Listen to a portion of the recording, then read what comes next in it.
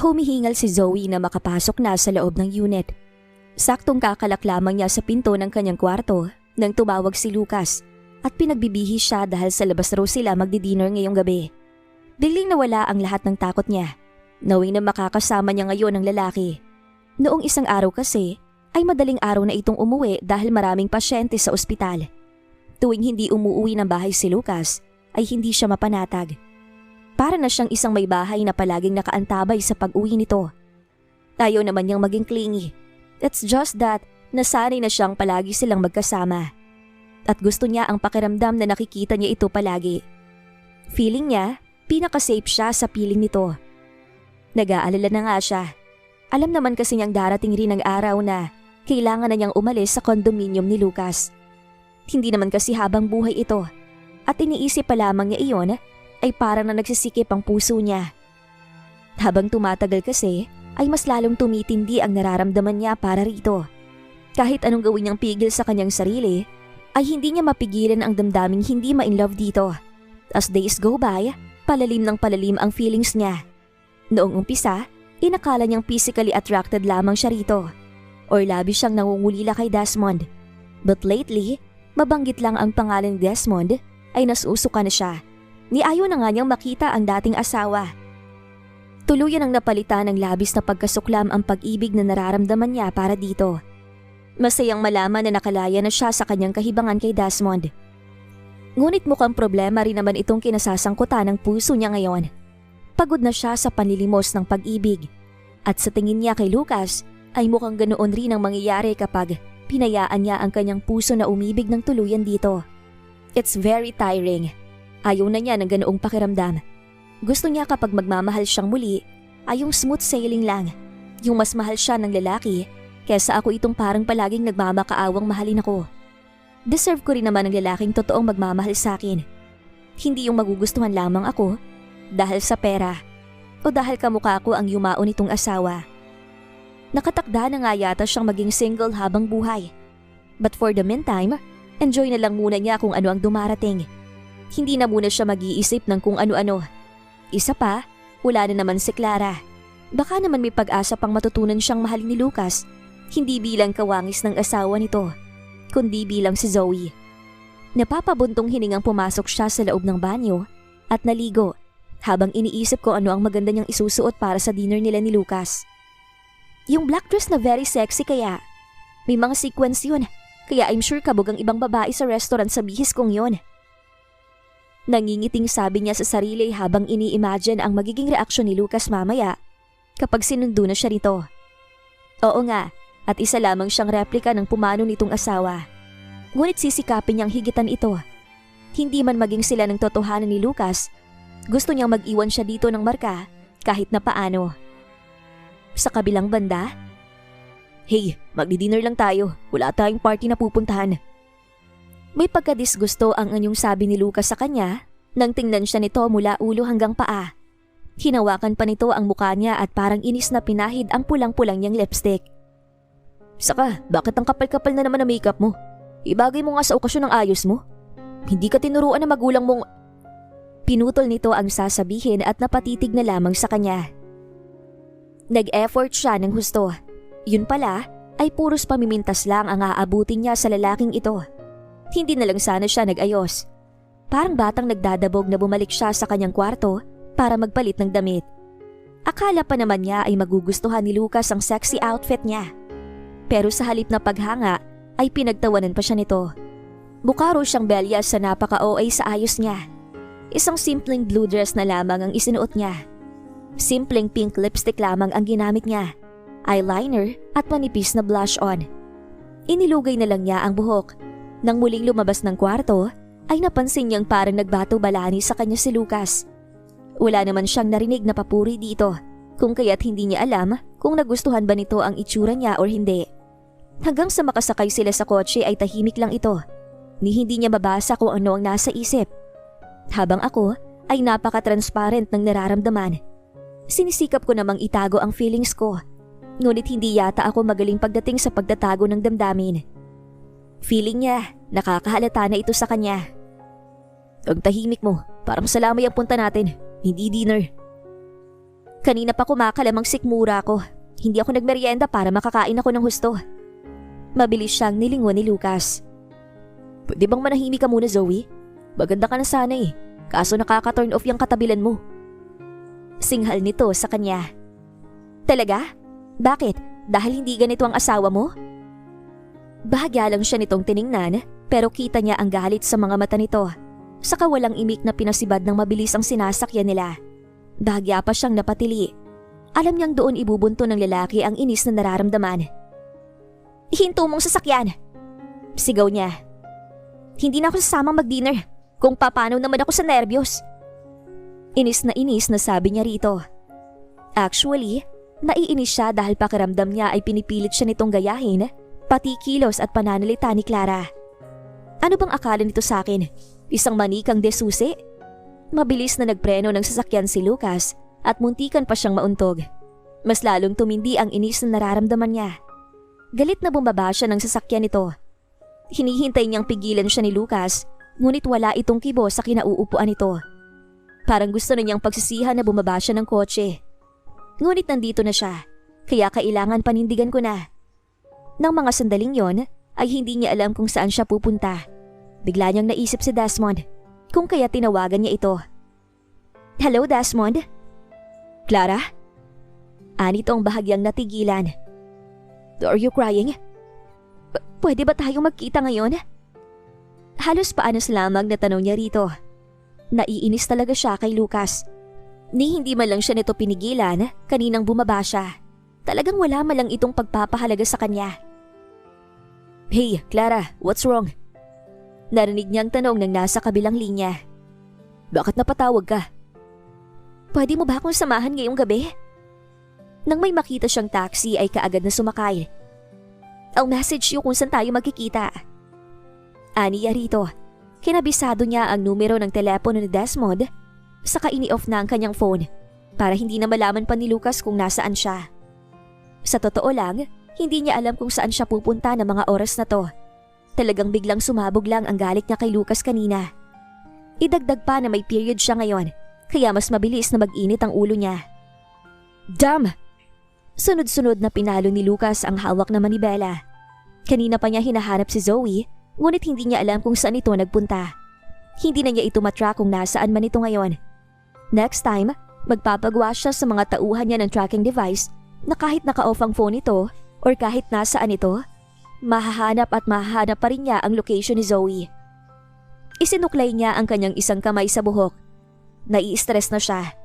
Hindi niya alam kung bakit bigla na lamang nag-init ang dugo niya rito, kaya nasigawan niya ito. Ang totoo, naninibago siya sa tinatakbo ng kanyang damdamin para kay Zoe. Alam niyang kahit na anong pigil ang gawin niya, ay may unti-unting umuusbong na espesyal na damdamin para kay Zoe. If this is good or not, hindi niya tiyak. Naguguluhan siya. Baka naman kasi dahil kawangis ito ng pinakamamahal niyang asawa, kaya siya nagkakaganito dito ngayon. He was trying to call Zoe. Ngunit talagang naka-off na ang telepono nito. Inisa-isa niya ang maaaring puntahan nito. Kinontak rin niya ang ina nito para ipaalam ang nangyari. Pasensya ka na sa kanya, iho. May kapilihan talaga ang batang yon kaya napapahamak. Pero huwag ka mag-alala, uuwi rin yon. Baka nagpapalipas lang ng sama ng loob. Malumanay na sabi ng matanda sa kanya. Ngunit pagkarinig niya ng salitang napapahamak ay mas lalong hindi siya mapakali. Damn, Zoe, where were you? Inisa-isa niya ang mga restaurants na maaari nitong tambayan. Hanggang makita niya si Zoe sa isang mamahaling hotel. Nagkakape kasama ni Desmond. Napakuyom ang kanyang mga palad. Laglag ang balikat na nagbalik na siya sa kanyang sasakyan. Ngunit maya-maya ay pumasok ulit siya sa loob ng hotel at naupo sa pinakasulok ng restaurant na kinaroroonan ng mga ito. Umorderin lang siya ng kape. Napatiim ang kanyang mga bagang na makitang inakbayan pa ni Desmond si Zoe at mukhang may kung anong seryosong pinag-uusapan. I don't know what's going on in your head, Zoe. Pero para pagtiwalaan mo pang lalaking muntikan ka ng mapaslang, isang kabaliwan na yan. Bulong niya sa sarili habang pinagmamasda ng mga ito. Waring gusto na niyang sugurin ang mga ito, ngunit pinigilan niya ang kanyang sarili. Nang mga sandaling yon ay gusto lang naman ni Zoe na may isang taong makikinig sa kanya. Hinayaan lang niyang magpaka-gentleman sa kanya sa Desmond. Hindi naman niya ipinalam dito kung ano ang totoong dahilan ng ipinaghihimutok niya ngayon. Ang totoo ay nag-imbento lang siya ng kwento kay Desmond para lang makaiyak siya ng husto dito. Gusto lang talaga niyang umiyak ng umiyak, pero never na niyang pagtitiwalaan si Desmond. Napakawalang hiya naman pala ng brother-in-law mo. Gusto ko niyang pagsamantalahan. San ba siya? Ako mismong susuntok sa kanya. Tila gustong magwala sa galit ni Desmond nang marinig ang inimbento niyang kwento. It's okay. Tinadyakan ko na siya sa batuta. Ani ang gustong pagsasampalin si Desmond habang tinitingnan ito. Concern na concern ka kay Clara. Para namang napakabuti mong tao. Ngunit hinayaan na lamang niya itong maging mabait sa kanya. Naalala tuloy niya noong sinusuyo pa lamang siya ni Desmond. Ganitong ganito rin ito sa kanya. Handang makinig sa lahat ng mga hinaing niya sa buhay. Ngunit nagbago ang lahat nang maging mag-asawa na sila at makuha na nito ang gusto sa kanya. Napakurap-kurap siya habang tinitingnan si Desmond. Hanggang ngayon ay hindi pa rin siya makapaniwalang minsan sa buhay niya ay binulag siya ng labis-labis niyang pag-ibig. At ngayong umiibig siya kay Lucas ay hindi na niya hahayaang mangyari pang mabulag na naman siyang muli. Habang maaga pa ay kailangan na niyang supilin itong nararamdaman niya para kay Lucas. Ngunit paano ba gawin yon? Kapag nagmahal pa naman siya, todo-todo, ibibigay niya ang lahat at wala na siyang itinitira para sa kanyang sarili. I have to love myself first. Anang utak niya, umayos siya ng upo at mabilis na pakunot ang noo nang mula sa sulok ay matanawan niya si Lucas na nakatingin sa kinaroroonan nila. Anak ng teteng, paano siya nasundan ng lalaking to? Naiinis siya, ngunit may bahagi sa puso niya ang natutuwa na nag-aalala ito sa kanya. Nang magtama ang kanilang mga paningin, ay kitang-kita niya bigla itong napaiwas ng tingin sa kanya. Kinuha ang phone at waring may tinawagan na kung sino. Patawa-tawa pa si Lucas habang may kausap sa kabilang linya. Pinagpapaselos ba ako nito? Bayaran mo na ang coffee. Utos niya kay Desmond. Gusto ko nang umuwi. Aniya rito sabay tayo na at pumara ng taxi sa labas. Maya-maya ay nakasunod na rin si Desmond sa kanya. Ihatid na kita, Clara. Thanks, but no thanks. I can manage. Matabang na sabi niya rito saka mabilis nang sumakay ng taxi. Mula sa side mirror ng taxi ay nakita niya si Desmond na kakamot-kamot sa batok habang nakasunod ng tingin sa kanya. Kapapasok pa lamang niya ng bahay ay kasunod na rin niya si Lucas. Nagmamadali siyang pumasok sa loob ng kwarto para maiwasan ito. Ngunit bago pa niya maisara ang pinto ay nakapasok na rin si Lucas sa loob ng kanyang kwarto. Hindi ko alam kung anong tumatakbo sa kukote mo yun, Zoe. Pero hindi ko gusto na bigla ka na lang mawawala na parang bula. Next time na gusto mo makipag-date sa walang hiya mong asawa, please let me know para hindi na kita hahanapin pa, okay? Bakit ba kailangan mo pa akong hanapin? Kaya ko namang bumalik dito mag-isa. Inis na sabi niya rito. Doya, nakalimutan mo na ba kung ano mang pinagdaanan mo, Zoe? Kung may mangyari mang masama sa akin, ano bang pakialam mo? Nag-aalala ka bang masirang mukha ko, ha? Nag-aalala ka bang may mangyaring masama sa mukhang to? Damn, Zoe, bakit pa gustong-gusto mong gawing complicated ang sitwasyon natin? Gusto mo bang ipagsigawan ko sa'yo na mahal kita bilang si Zoe? Tiningnan siya nito mula ulo hanggang paa. That will never happen.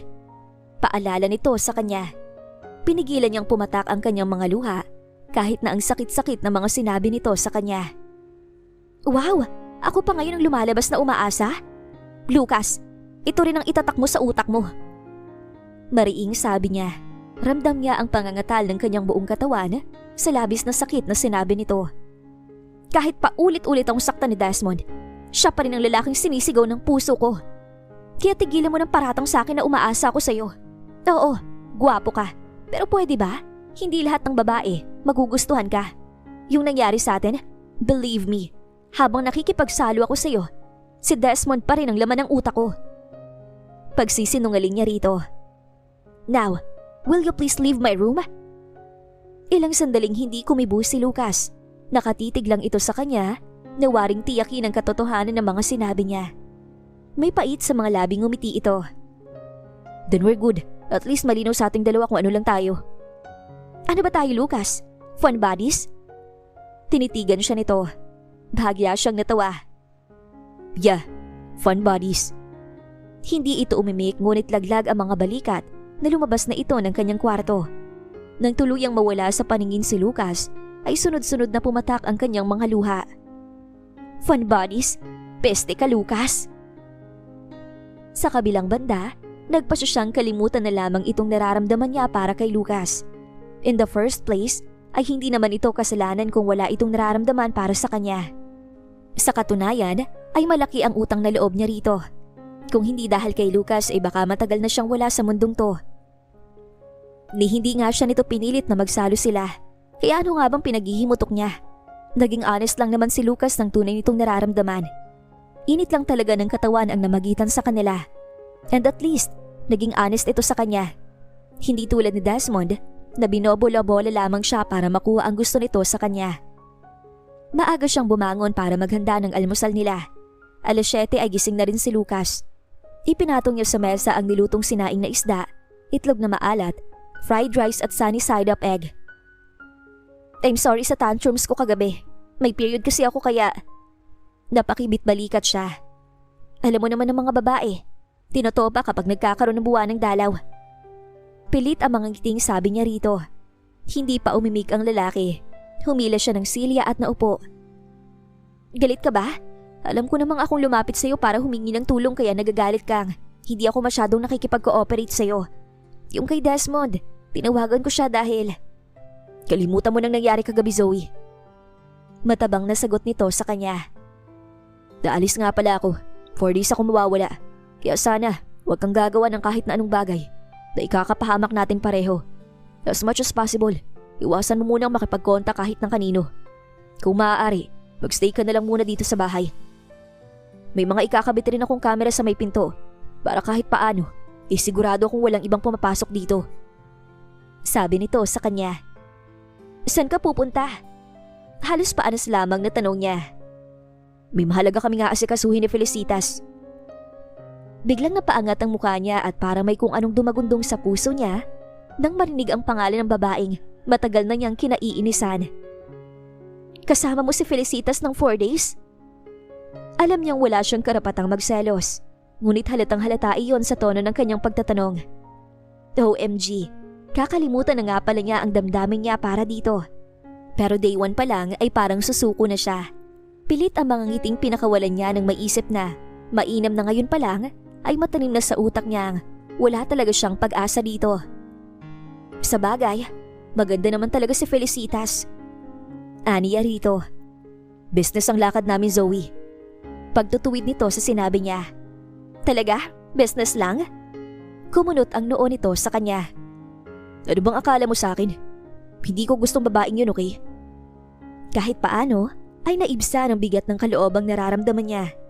Tumayo na ang lalaki matapos kumain. Lucas! Nilingon siya nito. Mag-iingat ka. Halos 1 minuto yata itong nakatingin lang sa kanya, saka napakurap at tumango. Pagkatapos ay walang imik na tinalikuran na siya. Ilang araw na niyang kasama si Felicitas para sa business trip nila sa Davao. And yet, hindi mawala ang utak niya kay Zoe, kaya palagi siyang nakatingin sa CCTV ng bahay. Palagi rin niyang chinecheck ang lahat ng tracking device na palihim niyang ikinabit sa mga gamit nito. Kaya alam niyang halos hindi lumalabas ng kwarto si Zoe. Mabuti naman at nakikinig ito sa kanya. Maya-maya ay parang bumilis ang pintig ng puso niya nang mula sa CCTV ay makita niya itong naupo sa may sofa. Napangiti siya habang pinapanood si Zoe sa ginagawa nito. Binuhay ng babae ang TV, saka isinampa ang mga paa sa mamahaling niyang couch. Bahagya pa siyang napailing ng tumihaya ito. Pero maya-maya ay natigilan siya habang pinagmamasdan ng kaseksihan nito. Damn, pinagpapawisan siya kahit malamig ang kwarto niya. Hindi niya alam kung bakit hinahanap-hanap niya ang boses nito. Namimiss niya ito kahit na madalas ay naiinis siya rito. Alam niyang napakalayo ni Zoe sa very ladylike at class na pag-uugali ni Clara. Ngunit may kung ano kay Clara na waring nakakalimutan niya ang lahat kapag kasama niya ito. There is something in her na palaging nakakapagpasaya sa kanya. Naalala niya ng gabing magalit ito sa kanya at makita niyang tinawagan ito si Desmond. Hanggang ngayon ay nagagalit pa rin siya kapag naiisip yon. Ano bang meron sa lalaking yon at hanggang ngayon, sa kabila ng ginawa nito, ay mahal pa rin ni Zoe ang lalaking yon. Hindi siya makapaniwalang may taong kagaya ni Zoe na bulag magmahal. Baliw talaga ang babaeng yon. Lucas? Maya-maya ay dinig niyang tawag ni Felicitas sa labas ng kanyang kwarto. Tumayo siya at pinagbuksan ito ng pinto. Nakita ang manipis nitong nightgown. Wala itong suot na pang-itaas, kaya kitang-kita niya ang tayong-tayo nitong hinaharap. Nangatog ang mga tuhod niya sa kagandahang nasa kanyang harapan ng mga sandaling yon. I can't sleep, Lucas. Anang dalaga na bigla na lamang yumakap sa kanya, saka kinabig ang batok niya at siniil siya ng hagkan sa labi. Tuluyan na siyang nadarang sa init ng katawan. Nasasabik na inihiga niya sa kanyang kama si Felicitas. Lucas! Nanggigigil na bulong ni Felicitas. Hindi na ito makapaghintay. Ito na ang nagtanggal ng suot niyang sando at shorts, saka kagat ang labing dumagan sa kanya, habang tinatanggal ang suot nitong nightgown. Napalunok siya ng tuluyang malantad sa kanya ang malusog nitong hinaharap. Napangisi pa si Felicitas nang makitang nakatitig siya sa hinaharap nito. Dinala nito ang mga kamay niya patungo doon. Narinig niya ang malakas na sigaw ni Felicitas. Gising na ang kasangga niya sa kaseksihan nito. Ngunit narinig niya ang biglang pag-alarm ng kanyang phone, kaya mabilis pa sa 4:00 bumangon siya at inion ang camera na nakakonekta sa CCTV na ikinabit niya sa bahay. Damn! Bulalos niya na makitang naiwang nakabukas ang pinto ng kanyang bahay. Plinihin niya ang pabalik ng video at nakitang binuksan ni Zoe ang unit at may kumaladkad na kung sinong lalaki dito palabas ng pinto. Nagmamadali niyang dinampot ang mga damit na nagkalat sa sahig. Hey! Nagtatakang sabi ni Felicitas, ngunit parang walang narinig na tinakbo na niya palabas ng hotel na kinaroroonan nila. Kaagad niyang tinawagan ng kanyang piloto para sunduin siya. Nang makarating ang chopper, ay nagmamadali na siyang umakyat papunta doon. Babalik na tayo ng Maynila, ngayon din. Utos niya sa kanyang piloto. Hindi niya mapapatawad ang kanyang sarili kapag may nangyaring masama kay Zoe. Magtatapon lang sana ng basura si Zoe, pero pagbukas niya ng pintuan ay nakita niya ang lalaking kinatatakutan niya sa labas. Isasara sana niyang muli ang pinto, ngunit kaagad na siya nitong nakaladkad palabas ng bahay. May ipinaamoy ito kung ano sa kanya, kaya bigla na lamang siyang nawala ng malay. Pagising niya ay nasa loob na siya ng isang bodega. Hindi niya nakikilala kung sino ang mga lalaking nakapaligid sa kanya. Basta mukha itong mga patpating goons sa mga pelikulang napapanood niya. Nagkamali kayo ng kinidnap! Wala akong pera! Takot na sigaw niya sa mga ito. Hindi pera ang kailangan ko sa'yo. Narinig niyang sabi ng nakatalikod na lalaki. Pagharap nito ay namilog ang mga mata niya sa matandang lalaking nakangisi sa kanya. Natatandaan niya ang mukhang ito dahil minsan na niya itong nakilala sa isang event na pinuntahan niya kasama ni Lucas. Ito yung matandang lalaki na panayang sunod sa kanya. Anong kailangan mo sa akin? Kinikilabutang tanong niya nang lumapit ito at amoy-amoyin siya na parang isang aso. Tagahanga mo ko. Hindi ka na nawala sa isip ko simula na makilala kita. Pero tinatarayan mo naman ako, kaya pinasubaybayan kita sa mga tauhan ko. Naiinis akong palagi na lang may isang lalaki na kabantay sa'yo. Sino bang asungot na yun, ha? Anito sa kanya. Asawa ko, bakit? Pagsisinungaling niya rito. Napakaswerte naman niya sa'yo. Anitong hinawakan ng mukha niya. Pumitlag siya sa kasinuplahan ito sa muka. Mas lalo akong na-excite sa ginagawa mong yan. Alam mo ba yun? Anitong inaamoy-amoy pa ang buhok niya. Nang makakuha ng tiyempo, ay sinipa niya ito ng ubod lakas. Kaagad siyang nilapitan ng mga tauhan ito. Papayaan niyo lang siya. Mas gusto kong babaeng palaban. Mas lalo ako nabubuhayan kapag nilalabanan ako. Nababaliw na sabi pa nito sa kahinawakan ng mga binti niya. Ang ganda-ganda mo talaga. Bitiwan mo ako. Napapaiyak ng sabi niya rito. Gusto niyang pagsusuntukin ng sarili dahil inilagay niya si Zoe sa kapahamakan. Mabuti na lang at maraming tracking device siyang inilagay dito. Pati ang suot nitong relo at kwintas ay may lihim na tracking device. Kung kaya't natatrack niya kung nasaan si Zoe ngayon. Nakita niyang sa Tagaytay ito dinala ng kidnapper. Kung kaya't doon niya pinadiretso ang piloto. Ilang sandali pa ay nasa location na sila. Ikinasa niya ang kanyang armas at mabilis na pumasok sa lumang warehouse. Nanlaban ang mga lalaki. Ngunit sanay siya sa pakikipagbakbakan, kung kaya't alam na niya kung paano ilagan ang mga bala ng kalaban, habang isa-isa niyang pinapatumba ang mga ito. Subukan mo lumapit sa akin. Papasalangin ko ang babaeng to. Narinig niyang sigaw ng matanda. Paglingon niya ay hawak nito sa leeg si Zoe habang nakatutok ang armas sa sentido nito. Binitawan niya ang hawak na armas at itinaas ang dalawa niyang mga kamay. "Look, pakawalan mo siya. Hindi ako magsusumbong." Kalmadong sabi niya sa matanda. "Sa akin lang ang babaeng to." Parang nababaliw na sabi nito. Hinagkan pa nito ang pisngi ni Zoe. Biglang nagdilim ang paningin niya. Sinugod niya ito ngunit mabilis siyang inasinta ng isa sa mga tauhan ng matanda. Tinamaan siya sa binti. "Lucas!" Dinig niyang sigaw ni Zoe. Kitang-kita niya ang takot sa mukha nito habang umiiyak at nakatingin sa kanya. Maya-maya ay nakita niyang kinagat nito ang kamay ng matandang lalaki. Sapat na para mabitawan ito ng matanda. Umiiyak na tumakbo si Zoe sa kanya. "Lucas!" Niyakap siya nito na mahigpit. "Please, wag mo kong iiwan." Takot na sabi nito sa kanya. "Malayo to sa bituka."